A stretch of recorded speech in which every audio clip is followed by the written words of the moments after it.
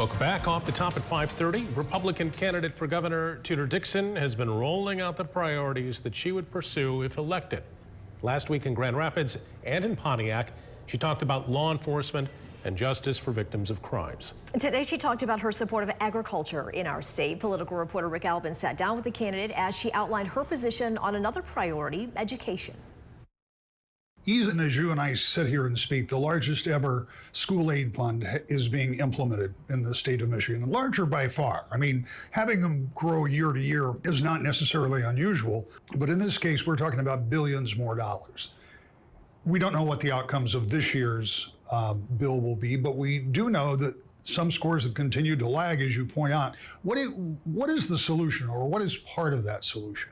Well, that's why I've said we have a problem here. We need to look at the root cause and come up with a corrective action. So we really need to go to the schools and say, in your individual district, what is happening? Why are your scores so low? Because we believe that holding schools accountable to reading level is very important. All of the kids should be at the appropriate reading level, and it shouldn't be too much to ask. So our focus is going to be on reading level. That'll be probably first and foremost where we are zoning in on education, but also education freedom is something that I've talked about extensively. We want parents to be able to have the decision. So if parents feel that that school is not performing for their child, or that their child isn't performing well in that school, they should have the option to go someplace else. And I think that once we have those children in the appropriate schools, we will see our kids, our students across the state thrive. And this is something that we can look at other states and look at their model. Florida did this. They were in the bottom 10 states in the nation for education.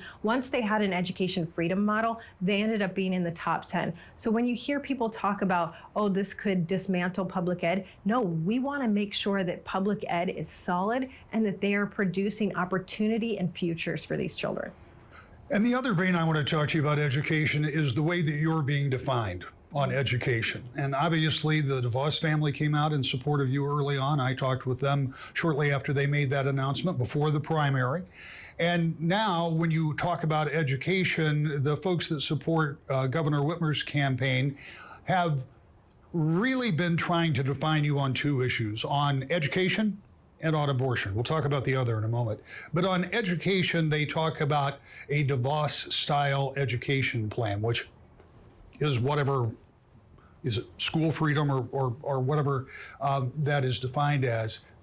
Is that portrayal partially right, that you do agree with Betsy DeVos on educational issues? I agree with education freedom, and that's something that she's worked hard on her entire career. And we have seen, as I said just now, we have seen results in other states that have been incredibly positive for both private and public school children. And that really is the goal. The goal is not to go after one style, is to make sure that every child can achieve an education through whatever style is best for them. So we don't want to make sure that we're not doing something. We want to make sure that we are leaving no wrong path for any child in education. And we're taking proven methods. What we're looking at is methods that create results in other states and saying, how can we make sure that that's happening in Michigan? And how can you argue? Michigan right now is headed toward being in the bottom 5 states in the nation. That's catastrophic. We have to do something so that we don't drive off of an education cliff in the state of Michigan.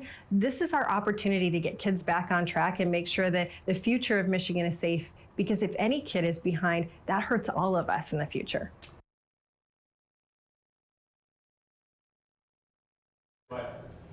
And you can hear more from Rick's conversation with Dixon coming up this weekend on To the Point.